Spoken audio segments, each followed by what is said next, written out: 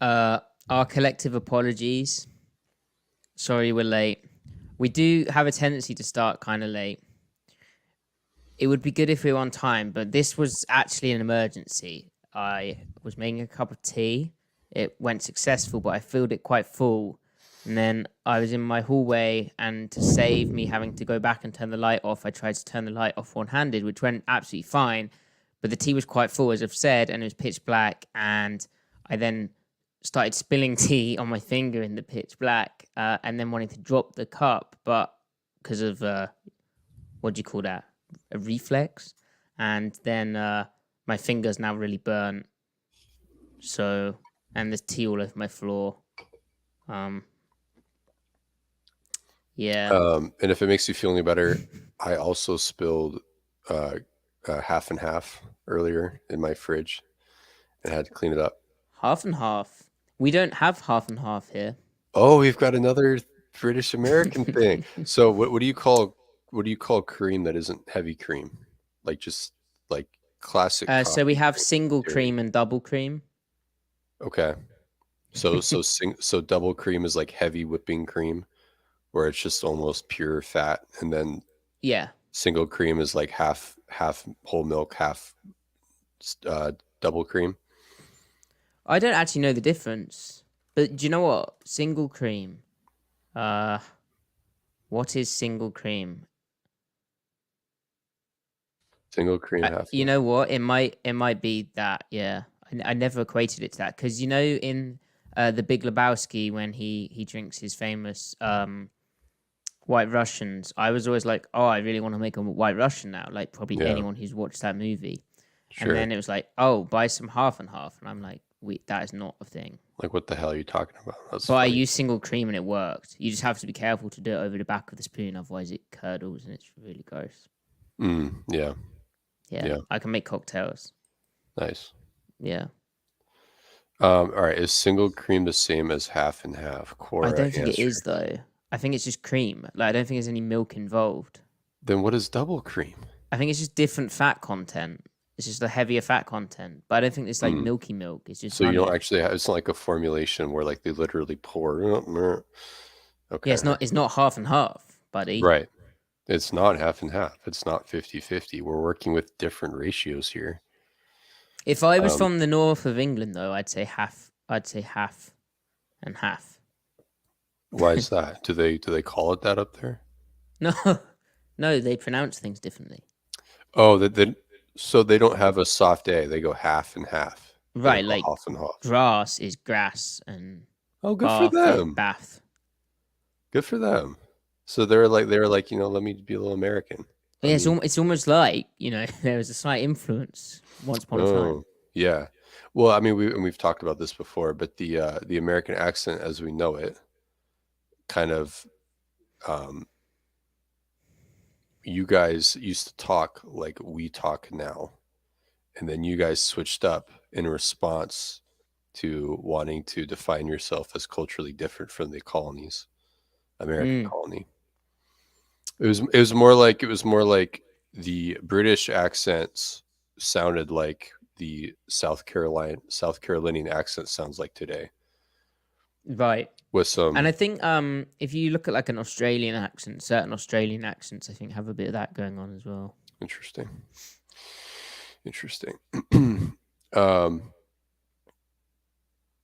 Yeah. I don't know. Geopolitical report. Where are we at with the world? Palms, Hey, big coverage. events happened, but I don't know if we can. Oh, that's right. I don't know if that's our two lane. big events in the East and the West. Yeah. Oh yeah, you're talking about Man Down, right? Yeah. Our boy. Oh, well, I just want to clarify that statement. He was not our boy. We appreciated his rebellious spirit, perhaps. No, can't even go there. Well, no, I don't even know about that. What's the drink? No free ads. But Zevia. Well, we've talked about Zevia before. Why is that one red? It's Dr. Zevia, so it's a play on Dr. Pepper. Very no free good. ads. Is that like a kind of almondy flavor then? Almond. Well, okay, but how do we define? It tastes like Dr. Pepper, but I what are think the that's almond, buddy. what are the quote unquote natural flavors in Right, Dr. yeah. Pepper? Isn't it I like would define caramel, it as a caramel synthetic cola? almond. What are you talking about? Almond. I don't taste Almond? anything nutty in a soda ever. You don't think? I don't think so. No. I mean, it tastes like almond. You know, in the tongue of the beholder, I'll defer to your lived experience with Dr. Pepper. As for me, I don't taste anything nutty. I think you're nutty, Maddie. Okay. Well, that's your opinion, and you are unfortunately entitled That's to right. that. Yep. I mean, it tastes almondy. In the chat, they're pointing out prunes. I get that. Mm. Um, Isaiah, hold up. Were you all on time? Yes. Yes. Yeah, we were We were. We on were. someone's And this time. it's on you for being late here. It's 6:30 p.m. Pacific Standard Time somewhere. Cherry cola. No, yeah, so Jen, I get what you're saying with the cherry, but I don't think it's cherry. I think it's more pruny, spicy almond. Like marzipan. Marzipan. Marzipan. Z, not Z. It's a Yeah, short I. marzipan. It's a short I. Did you know marzipan is Spanish? Oh, it's not Italian? It might be. I might have just started like a real bad war there. Just Well, I know that I know it was there's a place in Spain which does good marzipan. that was your method of deducing its origin. Well, oh man, it might be mean, Syrian, you know, I would and Persian, which would explain how it spread. But I mean, I would imagine. have you heard of Toledo? Not Toledo, Ohio, but Toledo, Spain. Yeah, I do actually. Yeah. Yeah. That's where it was like a big thing back in the day. Like they used it to trade for stuff and pay for stuff and Interesting. big dogs. Like it was a currency? Well, yeah. Well, I mean, this was the times where. Yeah. For sure. Yeah, I would imagine because the Mediterranean is such a melting, like cultural melting pot with so much cultural exchange over the millennia that I'm sure that like every country is pretty. I mean, they have their staples. And don't get me Toledo wrong, is but, not near the Mediterranean, really. Like it's dead central. okay, but Maddie, how big is the Iberian Peninsula? Well, when we start talking big, like Americans love the size of things. You forget that like you can drive around your country No, I in the don't. afternoon. I don't forget that. I don't forget that. You remind me of it every day. You're obsessed by it. You're bigger and better. I get it. Have you ever been to the Isle of Man, by the way? No. Have you ever wanted to? Like, is it an attraction? Is it like a place to go? I mean, we don't. Do you call someone from the Isle of Man a Manx? I think you might call them Manx. I don't want to offend them, but I don't have any intention to go there. I'm gonna be honest, that sounded like a slur. But I know you guys do things differently over there. Yeah, we do. We do. Different cultural customs. Isle of Man. I don't know. It looks like a cool place. I'd go there. Self-governing British Crown dependency in the Irish Sea, but it's British though. Yeah. Dude, you know the Vikings are all over that place. I would not have wanted to have been a Mannish native during the Viking Mannish now? I'm just guessing. I believe it's Manx, as I've previously said. I would not have wanted to have been a native Manx during the Viking reign because, dude, you're a sitting duck, man. Well, like sitting Manx. You're a sitting Manx. If you've got anything of value, it's gone. You just how is guilty and that's it. Okay, I hear what you're saying, and I think you raised some valid points here. But how is that any different to any other island? Like, why is the Isle of Man getting singled out here against Viking? Well, any of the islands, but I mean, in theory, if you're a coastal dweller in Ireland or Britain, the British Isle, the main island, You Yeah. can just theoretically you can retreat inward, but the Isle of Man is so small you can't go anywhere. If someone comes So knocking, surely it's so small that people just wouldn't bother with it. but it's such like an easy target. If there's anything like if you just need a rest, a pit stop, and you're at Ajax the Conqueror, or Ivan the not terrible but the pretty bad. Ivan the pretty bad comes around. Yeah. And he's like, I need a rest. And they're like, oh, hey, look at that isle. Look at that island. Oh, it's not even an island. It's an isle. Let's just beach here for a second. Let's see if the locals have anything. Anyway, Okay. whatever. Let's talk I about mean, football. it's the wrong side though What do you mean? for the Vikings. What do you mean? Isn't it in between Yeah, but they're Ireland coming from from the east? yeah. But they circumnavigated the Yeah, entire of course they British Isles. circumnavigate. But So they're gonna get to the Isle of Man. What do you mean? Were there ever Vikings on the Isle of Man? There What if had they to just have went all the been. way round and went to Ireland? They just missed out that middle bit. The whole premise here is that we're assuming that they did. Okay, I'm not saying that they did. I'm saying we know that they went. Okay, Vikings. Oh my gosh. The Vikings arrived at the end of the 8th century. They established Tynwald and introduced many land divisions that still exist. In 1266, this is per our trusty friends at wikipedia.org. King Magnus. Griff. Sorry, I've just found out that there was a whole colony there, Vikings, for 32 years. No, 22 years. That had to And have been. they used it as like a stop off, a rest point between Ireland and England. So I wasn't. I mean, I You're a was right on the money Viking. there. You think like a Viking. I was right on the money there. I watched this cool documentary called Vikings Valhalla, and I just put my thinking cap on. Oh, this is interesting here from Colin. The Vikings loved Orkney. Well, did they? Because there's a certain whiskey called Highland Park, which makes a big deal about their Viking heritage. And I mean, that's really cool, but also like the Vikings weren't making whiskey in Orkney, I don't think. And Highland Park was not around. Definitely not when the Vikings were. And then Jen mentions the Isle of Skye, Talisker whiskey. They don't make a big deal about their Viking heritage. But yeah, they just say it's made by the sea. Nice, good stuff. Yeah, there you go. Good stuff. Yeah. Do you think when the Vikings attacked the Isle of Man, do you think the nearby British, like say the Kingdom of Wessex, were like, "Uh-oh, clean up on Isle 4"? That was so bad. But I had to. That was pretty bad. I like smiled to be nice, That was nice of you. It was like a Yeah. It was a courtesy. I mean, it sounds as though, like, I'm sure the order they did it was England, then the Isle of Man, then Ireland, right? I don't know. I mean, they were all over Ireland. I mean, they were. Yeah, I know they were all over, but think logically, they're coming east to west.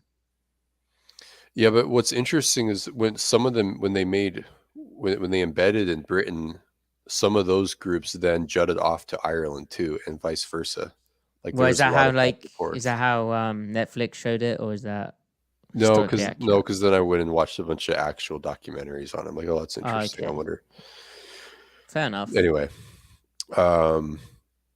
look, Matty, I know you just want to talk about Viking history in the British Isles all day long, but we can't. We need to talk about football. Yeah, it's basically 4 a.m. here, and I'm supposed to be tomorrow/today. I'm supposed to be being a good partner. You're an insane person. So let's get through this so that you can get on to your lady. Wow. What? Okay, this is a podcast, the Seattle Seahawks podcast. Let's do the intro.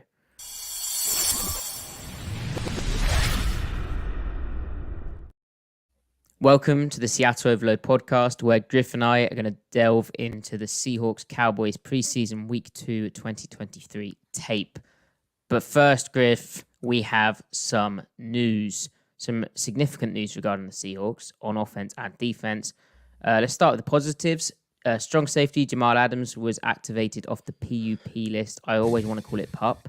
You know what? I'm gonna call it PUP. He was activated off the PUP list today, and recently middle linebacker Jordan Brooks was also activated off the PUP list.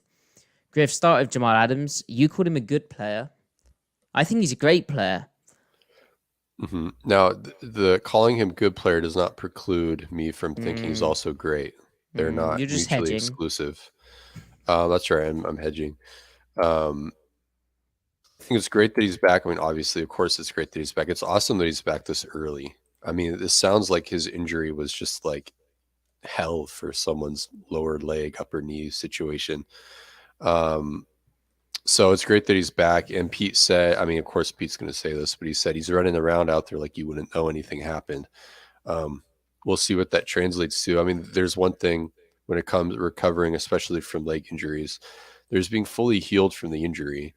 And then there's getting your strength and explosiveness back to where it was pre-injury, just because you spent all that time being sedentary and then recovering from the injury itself, but the actual muscle tissue can still, weaken. So you have to get that back. And then on top of that, there's just regular football conditioning.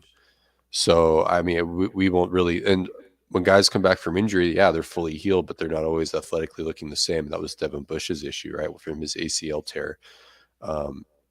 Now he looks explosive and springy and all that stuff, but we just don't know exactly what we're getting into with Jamal yet. We'll just have to wait till we see it.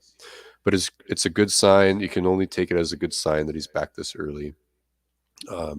He affords the secondary so much versatility. Not just his presence on the field is welcome, but then the downstream effect of that with being able to use the other skill sets. It's really exciting. It's a big deal. It's a big deal. How do you feel about it? Yeah, same as you. And if you think about their scheme this year, the way that they're using kind of that nickel slot guy, more involved in the run fit, a guy who's closest to the line of scrimmage, the possibilities of that guy being Jamal Adams rather than as good as Jonathan Sutherland has been, like rather than him, like it's pretty obvious what they're thinking and envisioning with that, along with even their base stuff and how they're kind of using they're showing like a bear or like five guys down at the line of scrimmage look, but they're getting into a 6-2 with the strong side edge player being that strong safety type. And again, Jamal Adams doing that instead of a Kobe Bryant in the preseason or even a Julian Love is, again, an exciting proposition. It's just about hopefully he can get healthy because, ideally he'd have had a preseason with his new teammates because there's quite a bit of change in the inside backer position this season. Obviously, he's familiar with Bobby Wagner before this, but he's also got to acclimatize to Devin Bush potentially. He's also got to get used to Devin Witherspoon being on the outside. Reek Woolen, he won't have played with much. Then, Julian Love as well. So there's these guys, it would have been nice to see him play with a bit more. I know he'll have been doing walkthrough stuff with them. And then it's quite hard to get a guy up to speed in the regular season. So how they manage that's going to be very interesting because he's not going to play in the preseason. And He's going to turn 28 in October.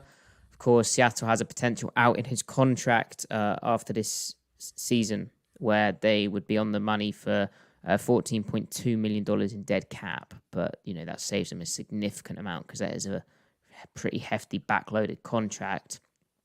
And I don't think he will be in the mood to restructure if they were wanting to do that. So huge year for Adams, which hasn't started. Well, this season started great, like a massively speedy recovery given the injury, but it was not the best situation for him.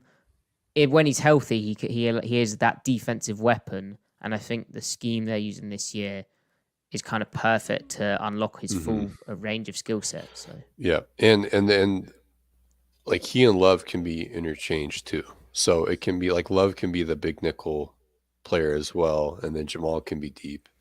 And I just think it's great because that means the rotation could come from anywhere.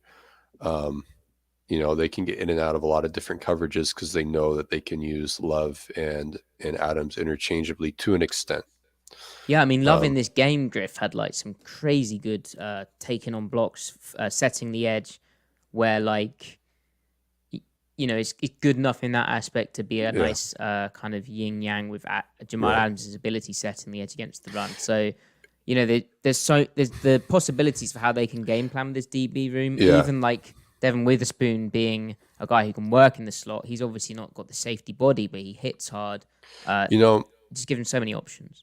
yeah, especially considering that they played some of this 2-4-5 package where they're playing palms, where that it lends itself toward having a bigger nickel in there, so a safety background. They play this against 12 personnel too.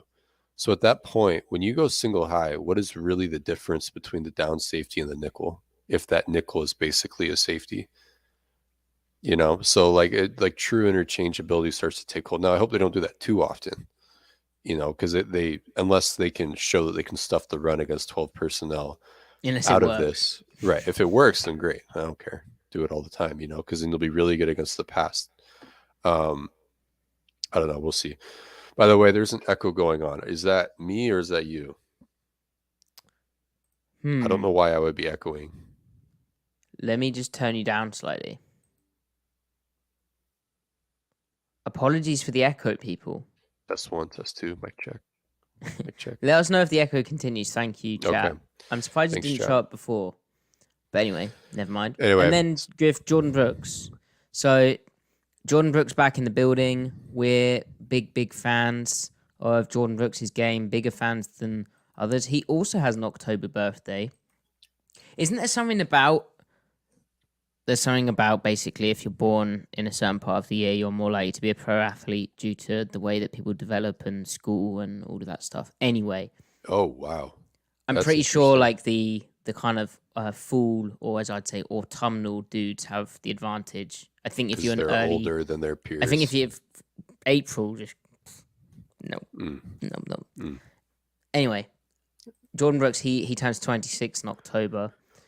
Obviously, former first round pick. If you look at that 2020 draft and the first round, yikes, it's rough. So I think Seattle did okay there. He's coming off a down year. I know, Griff, my opinion is that it was a poor year for him in 2022. For Brooks? Obviously, the surrounding circumstances were abysmal, and they've changed their scheme since, but it was a difficult year for Brooks, and he kind of capped off by the fact he suffered a torn ACL in week 17 of that season.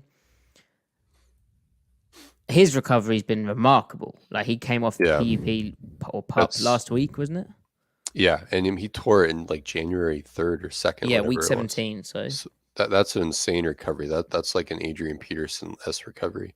Yeah, it's huge that he's back. The scheme as it was hinges on the mic, with all that the mic can do. Basically, I mean, really, what the offense or what the middle linebacker can do kind of defines the ceiling, really, of any defense.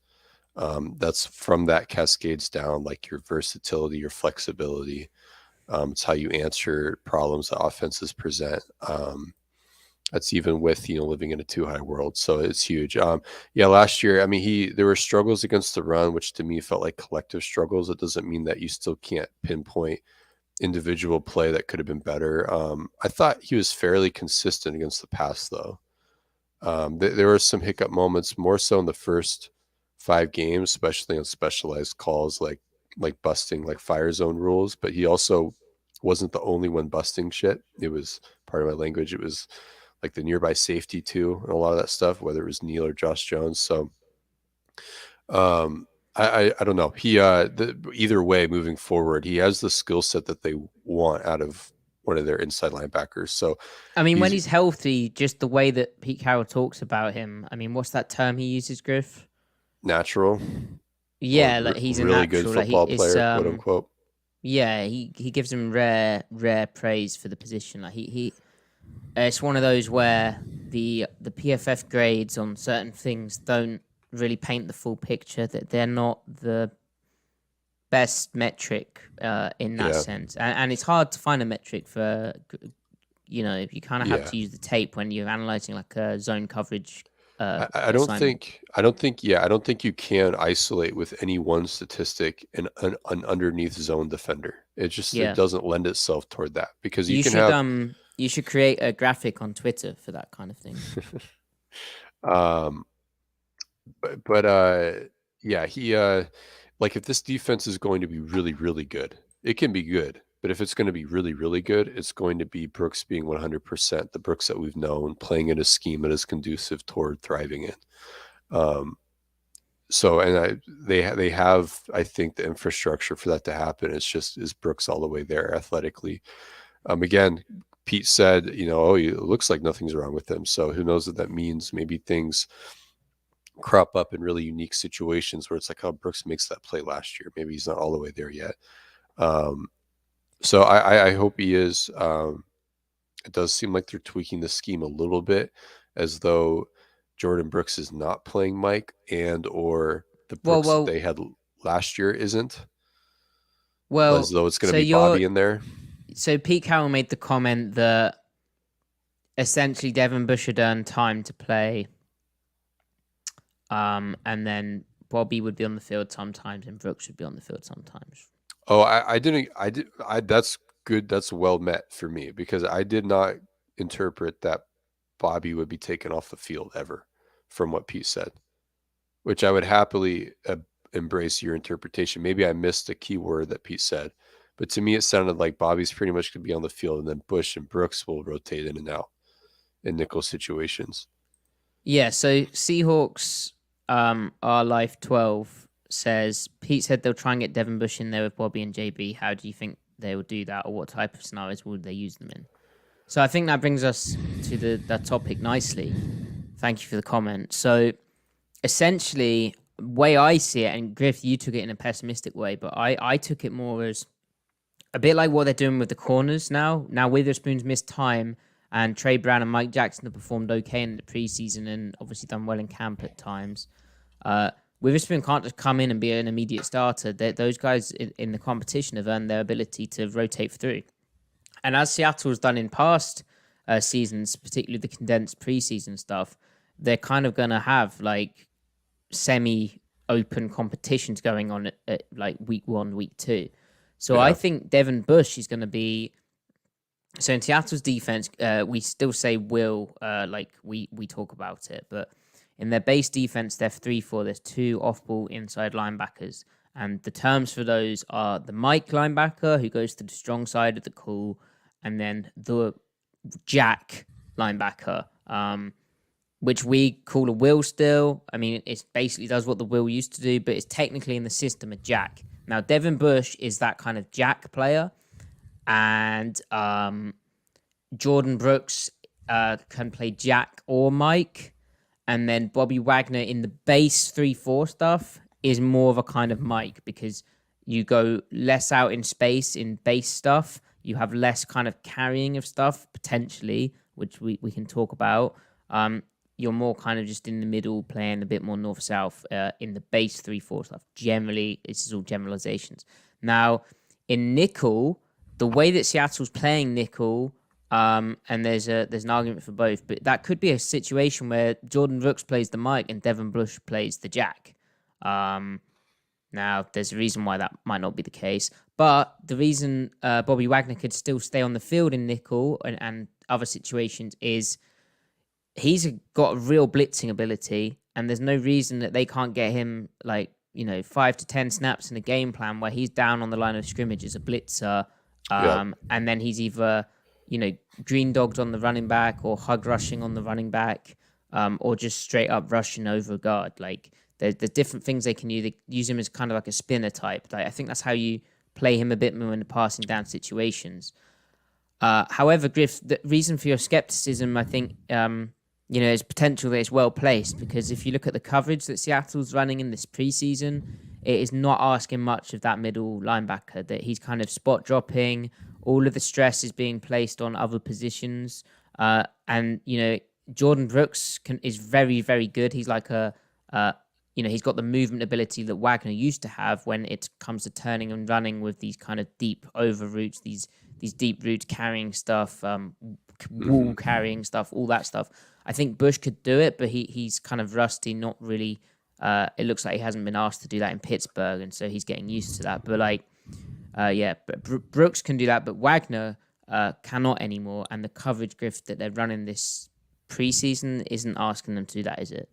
Yeah, and not in too high anyway. Like they're playing pure spot drop, which there's a lot of value in spot dropping because a lot of the past concepts we see are match beaters. So like the counter to the match beaters is we'll go back to spot drop. So it's a balance. But you still have to be able to turn and run with seam routes, because if you're not, then you're limiting your weak safety. Then has to basically replace what the Mike was doing, and then that leaves more one-on-ones on the backside. And you can't put double coverage where you want to all the time if your Mike isn't doing that. So it does hamper them a little bit in too high. They do seem to have a schematic adjustment. They're playing a new trips check called like TCU special, which just kind of rearranges things. It basically makes the nearest safety responsible for a vertical from a slot receiver to the passing strength. We don't need to get like into the nitty gritty details of that right now. Well, we could But probably show it, but Fangio calls it book, I think. Book, okay, that's good. That's good to know. And then, but then when they go into cover three, and they are going to be playing a lot of cover three still, they are having the weak hook carry. So, and we saw Bush and the open strong one hook take time. Back. Yeah, like all the cover three rules are still there. So, like whoever that is going to have to carry. Now, I can foresee if they're in base. Well, if they're in 3-4 and they're playing just straight 3-4, they're going to have strong rotation pretty much, or they're going to have flat rotation from the down safety pretty much every time. So that means the weak hook, if the jack is Brooks, then he would be carrying seams the whole time. So in cover three, it theoretically shouldn't matter too much. And then in nickel, if they manipulate the formation to where Bobby finds himself in the weak hook, I wonder if they will swap him and Brooks just for coverage purposes. Which they've done in like the on past. They've done that in the past, and that was something the Cowboys did a lot with Van Der Esch and Jalen Smith before Jalen Smith's knees fell apart. One was the Mike and one was the Will, but they would literally swap hooks versus trips, and one guy would play Mike and the other would play Will, and they'd switch it. I could see them doing something like that.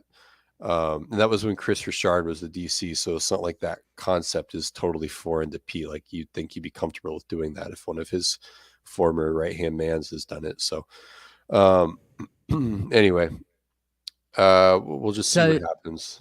So Jen brings up that Jordan Brooks wasn't great with the green dot. Obviously, green dot being the guy in the middle of the defense, the one who has the microphone.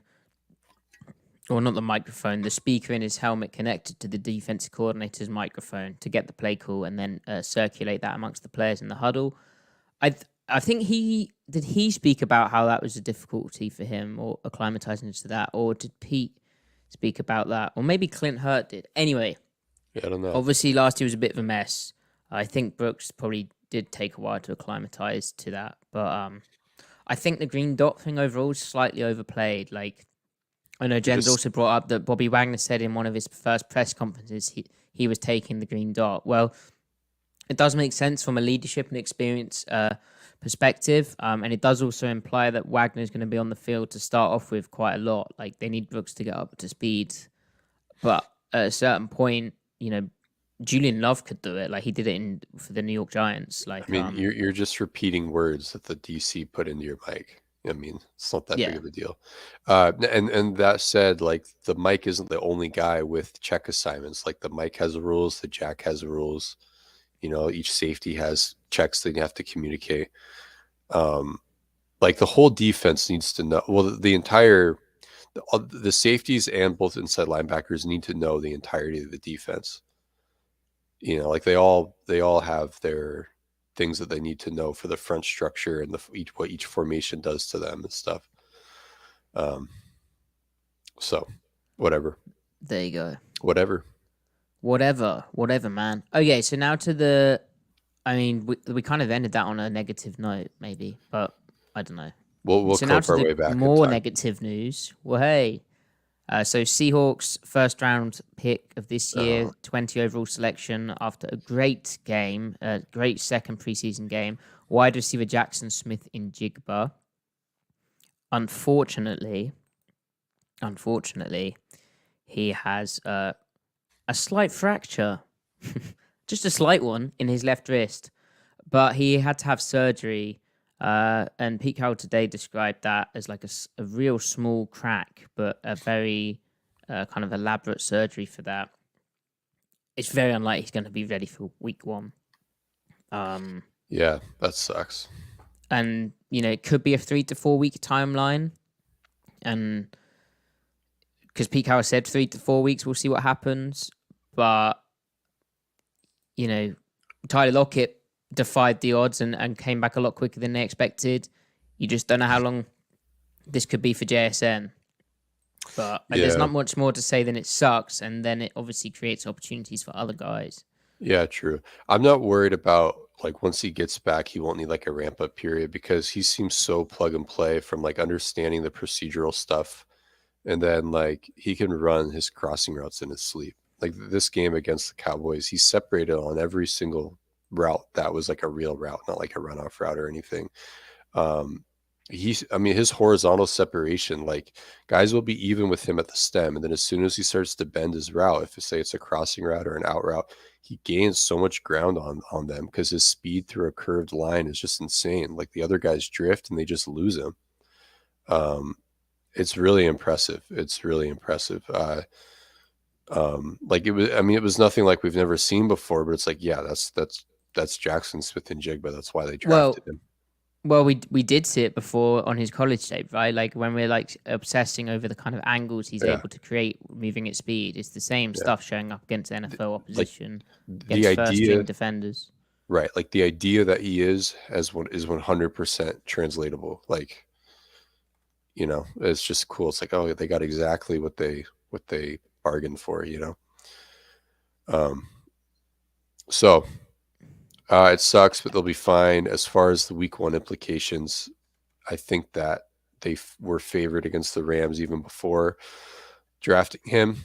Now, the Rams, could bounce back. They still have Sean McVay as their head coach. Matthew Stafford is still their quarterback. They still have Cooper Kupp, so who knows? But still, I think the Seahawks are a stronger team front to back. So, and it's annoying, but they'll be fine. And they have a better defensive scheme.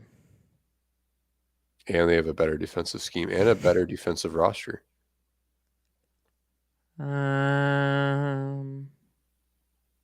You weren't saying that at the start of the year. I'm saying it now. So what? Okay, that's a nice topic. What's made you more optimistic? About them being better than the Rams? Oh, right. I thought you meant that Seattle... No, when I said they have a better defensive scheme, I meant, well, it is better than the Rams, I think, but I meant better than last year for Seattle. You haven't gone back and thought that Seattle's defensive scheme is better than defensive talent is better than last year. You don't. No, in the aggregate, I mean, because what they did with Witherspoon carries a lot. And I'm coming around on the interior D line within the context of them tweaking the scheme.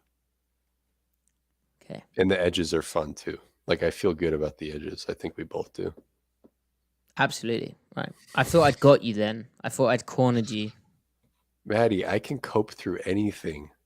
No, I know. Absolutely I know. I'm not doubting your coping ability. I thought you were coping so much that you had already decided that the defensive roster was better than last year after saying you were concerned. I love listing off all my grievances and like just really getting to the bottom of it, like just the muck, just the rolling around in the mud of despair, and then going, "It'll be fine though." That's my life motto. Right. That's what cope is. Okay. Thanks for telling me what cope is. I wasn't familiar. Okay. So, where's the comments making me laugh? Geno Smith in this game, this past game, Seahawks versus the Dallas Cowboys, he looked pretty sharp, Griff. Like, it's kind of what we said on the broadcast, but, it's nice when you get all 22 players out there and you see that, he's looking as sharp as he can. I mean, so few snaps, but I don't think he did a single thing wrong, like not a single thing wrong. It was clean. He seems really confident in the pocket. He was accurate. I mean, and then they didn't really give him a lot to do. He had one empty, or I think he had two empty plays, but the one where it was like weak choice to Jackson Smith and Jigba, that wasn't open, so he patiently gets to the backside and empty. So 5-man protection doesn't have all day, and then Cross gets kind of bull rushed right into his lap, and then he hits Disley at running his return route. So stick nod top of the screen, and I like how he puts the ball right in the pocket between the Mike and the corner, or what is that? The Mike and the nickel, or the Yeah. Mike and the whatever. He puts So it right there. honoring the So timing and I like how he buys a bit more time in the pocket as well. Nice. yeah, and it maximizes yards after the catch for Disley, so Disley can get upfield. So weak side choice though. Yeah, and I like how JSN, like, he's that type of player. He will eventually get open. Yeah, I mean, maybe that isn't choice, or I wonder what the rules are. But I'm surprised that he didn't bend that back toward the sideline if it is indeed choice. Well, the way he releases off the ball so slow, it reminds me of like a Duke route, like Hoss Z Duke or Yeah. Hoss Y Duke. Now this is pretty poor from Noah Fant running the stick nod. Yeah, he almost got that play picked off there. Yeah, I don't think he actually just was expecting that much contact. No, he thought zone. Yeah, such offense brain. Yeah, that is good from the mic though. That's a good play. But anyway, so Gino patiently waits, and I don't know. It's good stuff. Yeah. He doesn't freak out in the pocket because he knows it's 5-man protection. He knows the pocket started to shrink on him. Yeah, he didn't get pressure. He knows he has enough time. So puts it right on the money. And then you get 9 yards out of quick game. Take that every time. Every time. Yeah, you're cooking. Because the median quick game gain is like 5 yards. So good stuff. Good stuff. And so it's kind of like we said with the third downs, it was sort of the rest of the offense not getting it done. Yeah. Specifically, it goes through the hands of well, firstly they got a penalty, a false start penalty to back them up into 3rd and 8, and then I mean, how do you feel about the 3rd and 8 to Derek Young? Oh, hold on. 1 second. I thought it was just well defended by the corner. Yeah, because I mean, you're kind of like it's a drop, but it's not. The corner just undercut it well. Yeah, Gino's placement is understanding that the ball that it would be deflected if you put it right in his stomach or at the numbers. So we put it to where and a receiver extending could make the play and the corner couldn't. But it's still just it's tough for Derek there. Yeah, and I like the processing, checking his he's got one high safety, go to your 1-on-1, which is available. Right. Now hit it on time, don't hold the ball too long, because like lock it at the top of the screen is a potential if you need a shot in the game, that's intriguing. But let's stay on schedule here, stay in rhythm. 3rd and 8, right? Yeah, they're getting after it. Get the first down. Just a good play from the corner. Did you wonder if JSN is running a dig or is he running more of a curl and it just kind of drifts a little bit? I think that's a curl. Okay. Because if it was a dig, it would basically be wasp, right? Dig corner. But I thought that was more for the zone beater, right? So they thought if it's this looks more like the top of the screen looks more like zone beater versus man, right? Yeah. That would have been cool if that was a dig because he's catching and running that with anyway. But the ball's coming out of Gino's hand hot too. I mean, not like it wasn't last year, but I mean, look at that placement. That ball is put where only Derek Young could catch it without the corner. Because look at how well defended 37 has it there. Long arms. Yep. And then the other third down was that he got sacked, didn't he? Yeah. Yep. That was on the F post thing or the arches play Okay, where let he me try to find that. where One he second. progresses off Found it. JSN and gets to, was it Cody Thompson? Did Cody Thompson play this game? Yeah. I think it was And we're Cody then. we're silly. We should have talked about how JSN impacts these other receivers more, but I guess we can do that in the Jake Bobo segment. So they're showing like they're showing like robber, either cover 1 or cover 3 robber. Yeah, so that looks like a post safety, and this is how Dallas often does things, and this is a robber. But what Dallas is also able to do out this look is spin this guy into a half or the middle run through, spin this guy into the deep half, and then play like a cover 2. Like they love disguise cover 2. Like to me, I would honor the fact that this has the potential for this to be the cloud, this to be the curl, this to be the middle run through, this to be the deep path, this to be the cloud, this to be the curl. Mm-hmm. Like that, Dallas does do wild things. But yeah, this looks like cover 1, really. Like man, right? Hug rush the back or drop out to. Yeah. And sure enough, it's cover 2. It's cover 2. So his progression is going from JSN back to Cody. So right to left instead of left to right. So as soon as he comes off JSN, he's immediately flashing toward Cody Thompson. Yeah, and that makes sense because this guy is actually the deep half player, right? And this guy's the middle run through. So he's peeking this safety rotation, thinking middle field's open. So yeah, you've basically got a high mic, right? Even though it's a safety, you have a high mic. So then the shallow should be there. But he's currently looking at this. I'm surprised he didn't throw this, really. Well, no, he's looking at Jackson right now. Yeah, he's trying to. So he's throwing his motion right when he's starting his motion to Cody Thompson. As the second he feels. Yep. Backside, like the end zone angle shows it better. Yeah, it's reading this, isn't it? To this. Yeah. Like there might be an alert to throw to Bobo, but the progression is 1 to 2 F post to shallow. It's Jackson to Cody 1 to 2. Yep. So he's coming off 1 because he sees the curl droppers in that window. Yep. And then as soon as he gets to Thompson 13,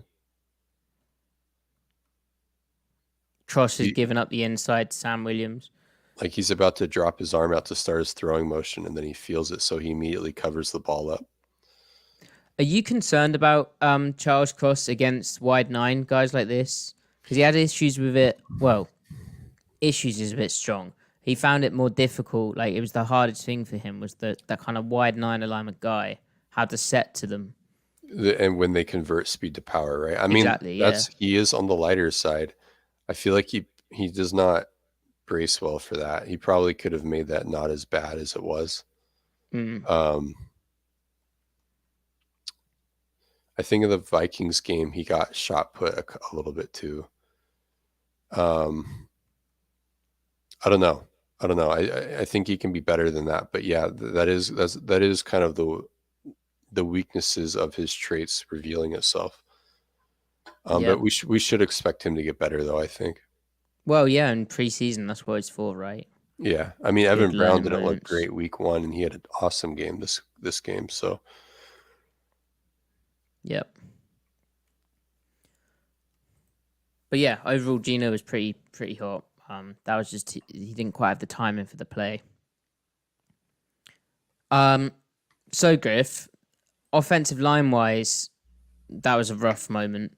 But they kicked butt against the Dallas defensive line. Like they were, especially in the run game, they were moving guys. Mazzy Smith, who we liked in the pre-draft process, we thought he could strike guys. We know that he liked striking guys. But man, he was getting blown apart. Like, to me, he was just so slow off the ball. He was surprised, I think, by how quick that interior, particularly of Seattle's offensive line, is off the snap. Yeah, yep, yeah. Evan Brown had good chemistry with both Damian Lewis and Haynes, and then Lucas and Haynes had good chemistry on the backside of stuff, and then Cross and no, Lucas and Haynes, and then Cross and Lewis had good chemistry as well. Um, so that definitely seems like their best five. It's probably going to be Brown winning the center position again, kind of by default, because Olu can't really get in there and compete, but Brown looks fine. So and then protection, there was that wonky moment with Cross. I think Lucas kind of had one so rep that wasn't great, but then beyond that, they all looked fine in protection. Um, I think some of the ones had one drive with Drew Lock, and that was it. But I mean, they look ready to go. They look ready to play. Um, so I mean, beyond that, I don't know what else there is to say. There definitely seems like there's some improvement. So yeah, that's them hitting the bubble on that first play. Yeah, they were moving him, and I want to give Evan Brown some props really, because That's good from Phil Haynes right there. Now I will say, Mozzie Smith, there must have been something wrong with him. I mean, he looked like he did not look himself at all this yeah, game. like maybe he'd had some dodgy Seattle cuisine or something. But still, to Some move a bad guy that fish. big, I mean, he's an explosive 320 pounds. So to move him like that, Phil Haynes and Evan Brown, I mean, that's impressive. And Abraham Lucas can still move people on the kind of backside wash, like real Yeah. nice. Yep. Yep. And what's cool about this as well is, so it was like when they're running towards the 2-eye side, so the B gap bubble of zone, that Mhm. 2-eye to start off with was causing them problems. Evan Brown and the chemistry with Phil Haynes, Yeah. particularly next to him, but they kind of worked that out during the game, and and overcame it to start moving them. The way the 2-eye would kind of step down and hit the center, and the guard would leave too early and not really help Evan Brown, and the 2-eye would be able to build up some speed into the power. But yeah, as it went on, they kind of worked through that, and again, that's why the preseason's important. Agreed. Okay, so Griff, Jake, Bobo. In I that guess, amazing podcast we did on Sunday, we said yeah. how Bobo was probably a thing. Yeah, I guess we have to acknowledge him, acknowledge his existence. His routes are pretty good. And when you can run, I mean, he is slow. Okay, like I didn't really realize it. He's probably not 4.9 slow, but the guy is slow. But He's 4'7", so he's he's a 4'7" player. yeah, yeah. That Colby makes sense. Parkinson would beat him in a foot race. Yeah. Now, but he has foot quickness though, like repeated movements in a short area for a guy that's 6'4". That's really impressive. I mean, that's why he can live on the outside. Um, and like yeah, like we've talked about him as kind of the DK understudy, but he can function as a Z in the scheme. You're not going to run him on a jet, but he And they've can. been doing that with him. Right, they've been doing that with him. That means they're trying to fit him in, right? When you had Russell Wilson, it was okay when David Moore was just the backup X because it's Russell Wilson. You want those types of guys. In Seattle though, like they're trying to. I mean, David Moore played some Z. Don't get me wrong, but anyway, um, the more Bobo can do, the better. And it seems like with the wide receiver depth chart, he fits in right now. I mean, he's shown more than Cody Thompson this preseason. And by the sounds of it, training camp as well. And Cody seems to me like he could be, a decent depth player. He just can't stay healthy. So, Kate Johnson's missed a lot of time. Derek Young now is looking at a potential hernia surgery. So, I mean, at this point, who's left? It has to be Bobo. And one of That's the, that's the thing. Like yeah, they don't they don't have it's him. right. It's more Bobo. The more Well, Bobo apparatus is getting their wish. so Pete Carroll highlighted this block as a on the Charbonnet long sideline run as a big deal, as a subtle play. And I didn't even think about it, but watching it back, it really is subtle, and it shows his route running craft as well. Like the way he outside releases to run wide in this corner, and then this head fake here to get the corner thinking it's a route, completely occupies that corner's attention. Obviously the run's hitting here, but good runs turn into great runs because of blocking downfield, and it doesn't always have to be physical. So here, hit the little look to locate where the run is, understand that this guy is the threat to the play, and if Charbonnet had stayed in bounds here, nice little quick switch to get off and then push him in off the field, and then finding the next threat, good aiming point, shoulder contact, and he would have secured the alley for the touchdown if Charbonnet had stayed in. And Ken Walker definitely turns that into a touchdown, right? Yeah. Charbonnet doesn't have that quite of speed, does he? Not that long speed. And then Bobo had another example of this. It was on a stuffed run. It was, I think, on one of DJ Dallas's carries during the Drew Lock drive. Yep, I've got that. Where he does the same thing and it influences the corner way out of the play. Yep, where is it? Anyway, but yeah, he's crafty. And here's a slide route that I'm talking about. More Z or Z reps, as I'd say. Here he is. I mean, any player can catch this, but the point is that he's getting these opportunities in games. As I said, you don't put him in jet motion, but hey, yeah. And he was getting them in week 1 as well, and the mock game he was getting them and cooking in the mock game. So we doutted it. We like Jazz Bobo Ferguson around here, died, Casey Williams died, so that Jake Bobo could live, I guess. Don't forget Stephen Williams. Oh wow, that's going way back. Wow. But I think he has a bit more route running craft than those guys, and obviously he made that big special teams play last week. And Pete Carroll hasn't called out his special teams effort. He also described him as a special player, and I was immediately like, and then he said, "Let's hope we can make a way to get him in or something." So which is a rare quote from Pete. Pete's never said anything like that before. Yeah, like I hope we can fit him in. Like just outright saying like, "Hey, he's one of my favorites. I hope he makes the 53." I mean, if he has a favorite and he wishes that, he communicates it in another way. We'd have to parse it out. But him just straight up saying, I hope we can fit him in. Yeah. Okay, anyway. So defense, Griff. That's enough for the offense. The real stuff. Defense. Yeah.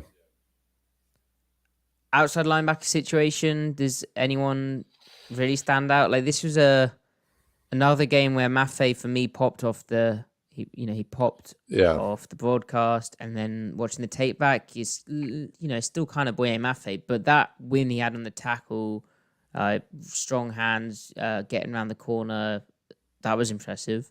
Yeah, that was impressive. I mean, it was a bad set, but good pass rushers punish bad sets. That's a huge percentage of their production, is them taking advantage of the gimmies.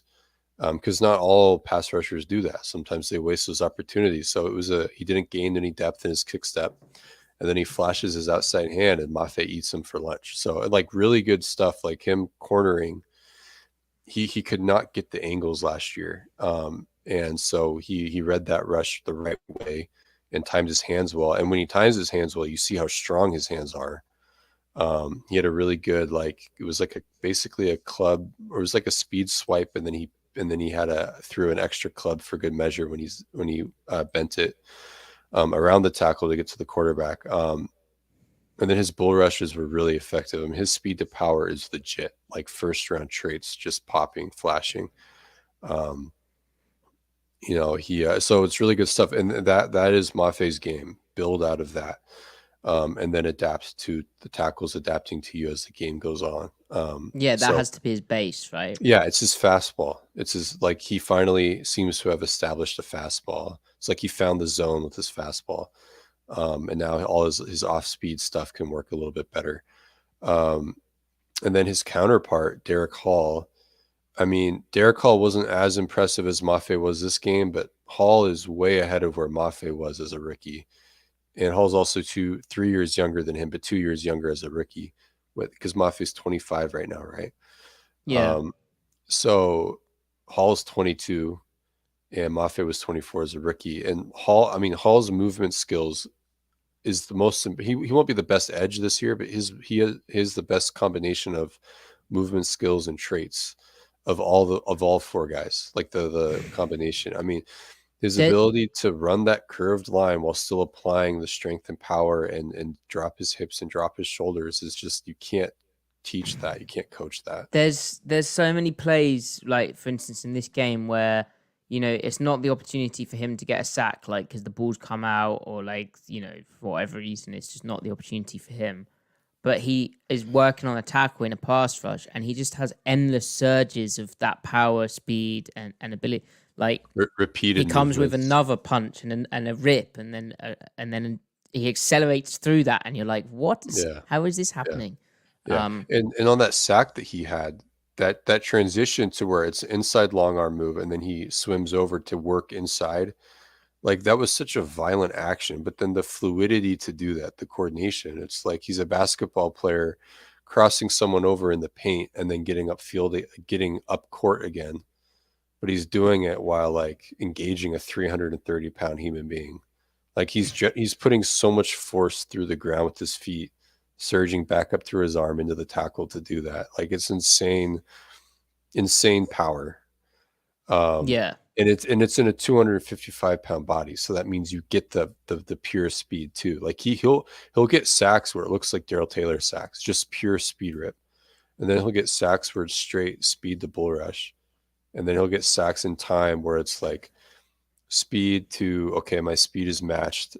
They're sticking their arm out. I'm going to engage with a long arm. I'll club it down, and then I'll rip through like Justin Houston. Like I think he'll be Justin Houston. Okay, stylistically he'll be Justin Houston in time. Will he be as good as what should be a Hall of Famer? I don't know, but the traits are really similar. If he develops really well toward the end of the season, he could be better than Nwosu.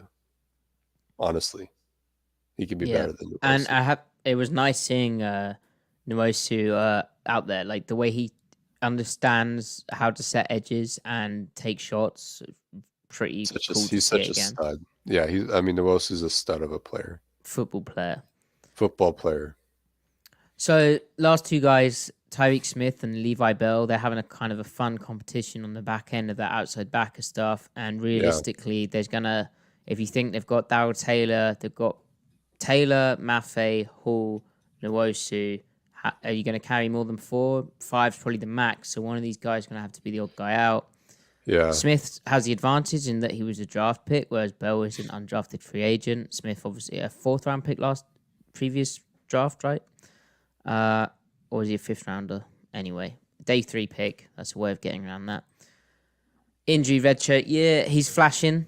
This game, he had some nice work against the run. It's kind of all stuff he should be doing, but he's quick off the yeah. ball. He's got real good hand usage. There was a cool rep where he's like prizing that hand of third string tackle off him. And then Bell's kind of high energy, again, taking advantage of lower string guys, but there's some power. He's explosive for sure. He is Yeah. explosive. He was a fullback. Like he's ideally, you'd get him on the practice squad, but Yeah, I think Tyreek probably has a slight advantage. I mean, Bell does impressive stuff against the run, but then he still kind of has like, he needs to find his footing type of thing in the run game that shows up here and there. And then yeah, there's the reality of like roster control. You still have Tyreek Smith for 2 more years after. Well, this is Smith's 2nd year, right? yeah. So you've got roster control with him. Daryl Taylor probably doesn't come back, even if he has a really good season. I just don't think he's going to be on the team next year. So I feel like they would love to have Tyreek Smith be your 4th edge, and then that makes it natural for Levi Bell if he progresses to be the 5th guy next year. So I just feel like it makes more sense for Tyreek to be the fifth guy and try to get Bell in the practice squad. I don't think Bell gets signed. There's a lot of teams have a fifth and sixth guy that they don't know what to do with, and they're going to try to practice squad their own players, guys that they're familiar with. Someone put in the chat that Bell's versatile. He is. I mean, he did impressive stuff at 3 technique. But He's they've got 5'11". he's 5'11", yeah. He's squatty and explosive. He kind of plays long because he gets so He low and looks longer than that. extends. That's like when he gets down in his sprinter stance as well, Yeah, which is cool to see him yeah. use. So I don't know. The chat doesn't seem confident that Bell could clear waivers. I think he would. There's a lot of guys that clear waivers that would surprise us. I mean, it happens every Yeah. year. And I Maybe haven't. he doesn't, but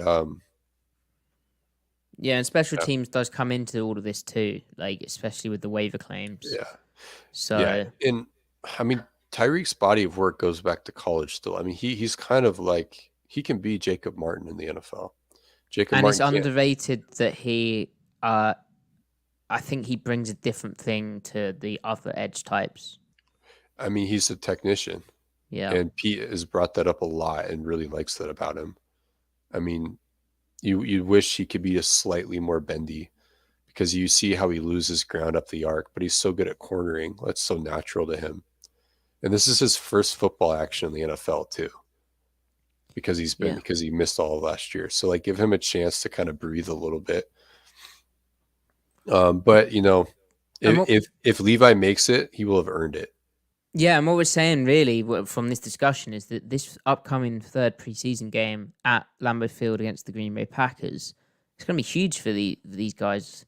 And what will make it a lot is their special teams contributions versus the inside linebackers. And I just wanted to briefly say that Patrick O'Connell again, like the way he fits the run, there's very few issues. Like it looks very, very polished. Now the coverage is the coverage. Like he's obviously inexperienced at that kind of stuff that Seattle's asking him to do, and he just needs to get used to that.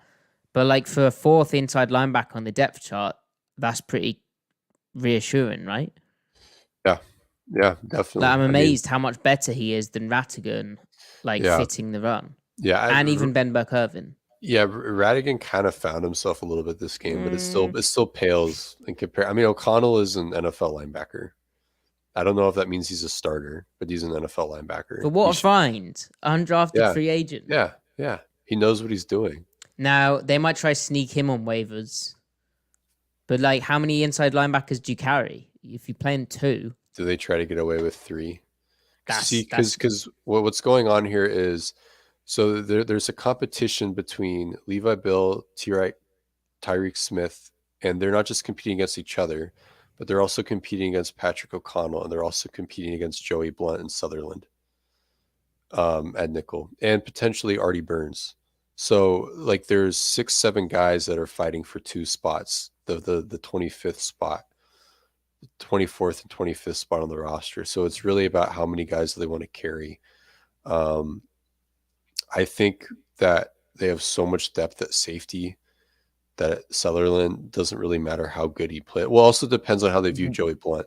well, and if Adams is like, you know, because Sutherland's pretty good in that kind of nickel role, and he gives them like a kind of Ryan Neal aspect, but yeah, like Jerick Reed making the roster is very, very difficult for him. You think it's difficult for Reed to make it? Yeah, because they have Kobe Bryant, and I think Pete was positive about Bryant. I think he's still getting used to safety. It looks a bit clunky, but Pete did mention Reed has to improve on special teams. Yeah, I think which is huge. I think I really like what he's shown as well on defense, but I just think I don't know how many safeties he's going to carry at this point. Yeah, but they're also toying with him at nickel too and safety. I think that his skill set is hard to come by. It's hard to find explosive safeties. Yeah, and Sutherland was a UDFA, but see, I think he might miss this game. And do you think in these situations they're like, look, we really like you, but you're on the fringe, and if you play in this game, we might like lose you. So like, That's interesting. Yeah, the gamesmanship with that because you don't want to showcase them because you want them on the 15th. right, or like make out that they're like kind of hurt, like they're not going to be able to play in week 1 if you were going to sign them to play on your special teams. Now, see, but to your point about Reed, about like how is he going to play? I don't think Sutherland plays either. I don't think Sutherland plays any meaningful snaps. Do you not? Well, because they've the got, way I'm looking at this is if they have planned for like that strong like a strong safety kind of body to be the big nickel type. I mean, like he'd play over Kobe Bryant. You know? You think so? Because I just assumed Kobe would beat him out. Oh hell nah! What the tape? Sutherland is a better safety than Kobe Bryant. Like he brings more to the defense. Maybe. What? In the box? Well, I mean, Sutherland, I don't think is anything deep though. Is a deep right, but what I'm saying is, if it comes to week 1, and they want to play with this nickel like in the fit and everything, they're better off having Sutherland as the nickel and Love and Diggs deep than they are having Love as the nickel and Bryant and Diggs deep. Really? You think Sutherland can be a better Palms nickel than Love even? Well, no, I didn't say that. Now, this is where you play your games. No. I misheard you. No, you didn't mishear me. You're stirring your pot. I misheard you. I'm saying, like, and Sutherland's getting work with the first string. He's playing a lot of football, to be fair. Like, he is playing a lot out there. So I just assumed that because they're not playing any of their ones at safety, they've been putting Kobe at safety and not playing him at nickel. My assumption has been that Kobe is the default starting nickel. But he looks. I think the nickel. I think he sticks. Oh yeah, he has played strong safety, but he hasn't played the nickel in the nickel package. Yeah, you're right. I just assumed in practice he would. I don't know. When he's deep, it just looks a bit clunky. I mean, I think he'll get there. Like the way he breaks on the ball and like how deep he is sometimes. I think so. I see that in trips. I think he has no idea what to do against trips because I don't think they're coaching it right. But against two against slot, he has no idea what to do. Against 2 receivers, though, he looks just fine. Both he and Reed look fine. I don't think Sutherland could handle that at all. And then, can Sutherland match routes? Like, it's great that he can plug the run but you can't, you have to be able to do more than that. Yeah, his coverage in week 1 was pretty, like, it was over aggressive with his melting in zone. But we may never find out because Sutherland is currently dealing with we have to remember calf thing. True. We have to remember, like, Kobe Bryant, because he wasn't designed to be in the fit last year, but offenses motioned him into the fit often. He stuck his neck out there. I mean, he lowered his shoulder. I don't think he was particularly bad from what you'd expect from a nickel defending the run. No, yes, but how heavy is Kobe Bryant? He's maybe 200. Maybe, right? But he's a spirited 200. He's a 200 with gumption. Right. So that adds like 20 pounds. No, you're right, though. I mean, he hasn't played the spot in preseason, so maybe I'm just... Sutherland's 5'11", 202 pounds, apparently. He's a compact 202 at 5'11", though. I still... And, like, again, what do they think of Joey Blunt? Do they try to IR Joey Blunt? At this point, they've got so many safeties. They've got so many of these guys, so that's why it's it makes sense because in that post-draft press conference, John Schneider basically unprompted was like, "Yeah, what DQ's done in Dallas with all his safeties is cool," and you're just like, "Oh, that's interesting. Why would he say something so bizarre?" All right, you can do anything with your safeties in Dallas when you have Micah Parsons and DeMarcus Lawrence up front. Do whatever you want. Seattle will be thinking we have Draymond Jones and Uchenna Nwosu. Let's go. But but it's clear that basically rather than more inside backers, that kind of nickel type, they're gonna experiment with having a coverage option, and then they're gonna have a bigger kind of Jamal Adams type who can still cover, but it brings a bit more against the run as a blitzing guy. And then I view Sutherland as like their Jamal Adams mirror. Light. Kobe Bryant is not. He's more of a deep guy. I mean, as of 2 weeks ago, Right, as of 2 weeks ago, and that shows because he's he's kind never of done that rusty. before. Yeah. I don't know, man. They've got a lot of options. So I feel like Jarek Reed has to make the team because I think that he is eventually going to be the Quandre Diggs replacement and or Jamal replacement. Okay, so I think he's going to be a this is starter down the fascinating. line. In 2 years, I think in 3 years or 2025, Jarek Reed will be a starting safety for them. So with that said, Quandre Diggs He's one. he's replacing either Diggs or Adams on the Yeah, roster. let's count the safety. So that's Diggs, Adams, Love. Yep. You're having Reed, so that's 4. Okay. Kobe 5, Kobe 5. Blunt 6, Sutherland 7, So we have 7 safeties on the which 53. are two of Are you two. insane? Well, like half of them are moonlighting as a nickel, though. Yeah, And then you've got what's Devin. gonna have to happen is some like winking and yeah, you're really hurt right now. Not Yeah. suggesting that's what actually goes on, like as a podcast. Someone Yeah. may get hurt and be injury redshirted. Which contract-wise might benefit them. If another team isn't going to pick them up, they're getting weekly paychecks. It just seems crazy to me that like the first string defense is Jonathan Sutherland as the nickel right now. See, I still don't know if that's true. I still wonder if it's really Kobe. It's just they have no one else to play deep right now. Yeah, maybe. Because Kobe knows he knows I mean, a lot of the checks are the same, probably. It's just the palm stuff that's different. It's just playing like a strong safety, not a nickel. Yeah. Yeah, it's not that different. I don't know, man. I don't know. I'm really curious to see how this shakes out. We can something to track there. Okay. So right. Nose tackle, final 2 things, nose tackles and scheme. So nose tackles, it was cool to see Jaron Reed, like unsurprisingly, well, defense tackles in general, unsurprisingly, both Mario Edwards and Draymond Jones struggled against combo blocks. They will, but it's cool to see that Seattle is coaching the splitting of the double teams up front. Yeah. And it's cool how behind them, Devin Bush and Patrick O'Connell in particular were very good at playing off that. So if a 3-tech gets washed from his B into the A, they were very good at getting over the top and getting him back in from A to the B gap. Yeah. Like they're getting downhill and making double teams wrong, making the guys in front right, which is awesome. And I don't think, have they given up an explosive run all preseason, like over 12 yards? Maybe once. I think the first run of this game where Maffei didn't squeeze down on the C gap. That was only 9, but I mean, same okay. problem. But what's good about that play though is that wasn't a like schematic structural issue. That was just a guy messed up. Like Maffei, yeah.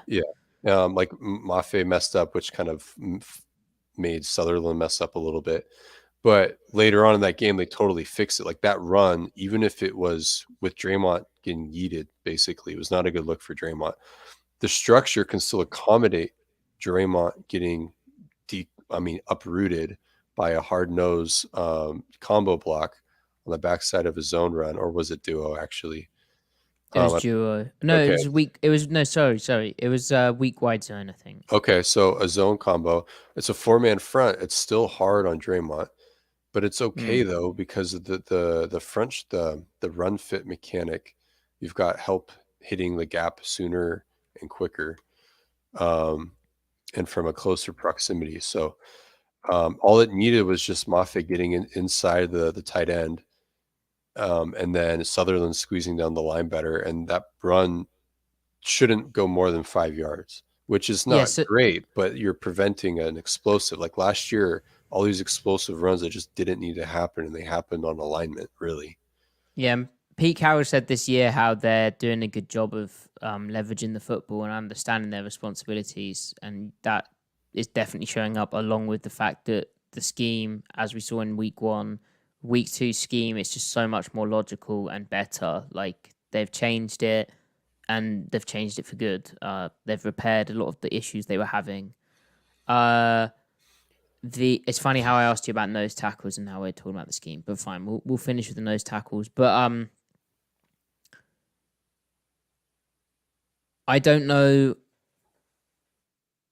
They gave up 2 explosive runs in this game, but it was mainly again poor execution. Rattigan, and then I think one of them they were in the 2-4-5 look and they got pin pulled where they just didn't quite understand how to play that run type.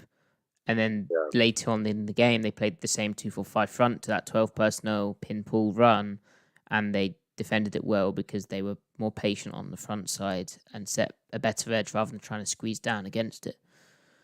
So, yeah, good stuff. The scheme is good. Rejoice, rejoice. And then finally, Griff, nose tackles. Yeah. So it was a big Roderick Perry game. I thought he looked pretty good. I mean, he looked solid. Looked fine. And then with Morris, it doesn't sound good for him. I don't think he'll be on the 53 week 1 or week 2. Right. So not that he's a nose, but I hear what you're saying. And then so that takes them down from 6 IDL to now to 5 interior defensive linemen. Well, and Cam Young, we haven't seen anything of yet. Right. I mean, I still assume he'll be a lock and ready to go for week 1, but yeah, we haven't seen anything. So now that they're down to 5 in theory, that immediately puts Perry on the 53. And then Gotel was the other guy who flashed a little bit. I mean, at times he actually seemed kind of like a mess. But he did some interesting, like he was like, off balance and he, for a man that big, he doesn't look too sluggish. Like he seems, it doesn't look a bad weight. Like he seems fairly, not explosive, but he's quick enough. He made some decent plays. Yeah, so it feels like Gotel is the guy that they prioritize for the practice squad, who they hope develops and factors into the rotation next year, because you always lose guys. Monjumbo asks a question: is Sykes supposed to replace Morris or Perry? So I think Perry replaces Morris's spot on the roster. He doesn't replace him skill set wise on the field. I think what will happen is either Miles Adams just gets more snaps than he was already going to get, but then they might experiment with both Reed and Cam Young playing a little bit more 3 technique or 4-eye here and there because they know that Perry can play inside. Well, and they've also brought back the kind of old system thinking of let me get this right, the like close-sized end, the kind of 5-tech Red Bryant type, that kind of line of thinking sort of making its way back, but they don't obviously have a Red Bryant type on the roster unless they, Jaron Reed did play that a bit at times, that 5-tech role. True. And so they could, and Perry also got a few reps playing on like the, right, like a 4-eye to the shade, like when he was in there with Gotel, right? Basically away from where the Leo would be, the away from the cool, yeah. So what we're saying is, that 5-tech type's back and it's noteworthy. Yeah. I don't think Sykes is really intriguing. I think his floor isn't high enough though. He has too many like pointedly negative plays, especially how they're scheming. Like they're putting way too much stress on him. He's 280, man. He's not like Draymond can barely survive in some of those contexts. Mario Edwards is barely going to survive. Sykes can't do it yet. He needs Sykes to be the is guy. Very interesting though. Like as a practice squad guy to monitor, super interesting. And that's not a nothing statement. They've had interior defensive linemen who give them 300 plus snaps who started out on the practice squad. Miles Adams was that guy, and he might be the 4th highest snapped player on the D line. He might even be the 3rd. He might outsnap Mario Edwards or be even with him, even though he's coming off the bench. It will be Reed, Draymond, and then it could be Miles. Yep. So, and he started on UDFA practice squad. So Sykes could be really interesting come 2024. Gotel could be really interesting come 2024. That was Brian Monet, so.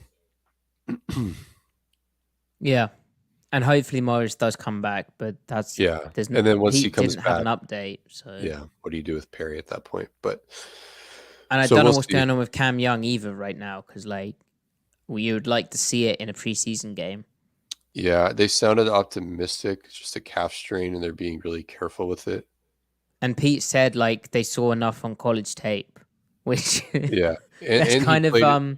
that's He what we played said as well. At the end of the right. day, he can strike a guy and play in the shade, Yeah, and he's pretty slightly bigger. So yeah, and he played in the mock game and looked good too. there you go. There So you go. Right. Well, that's the podcast. We will be back. Post game Saturday live show. Thank you everyone for joining. Obviously, preseason week 3.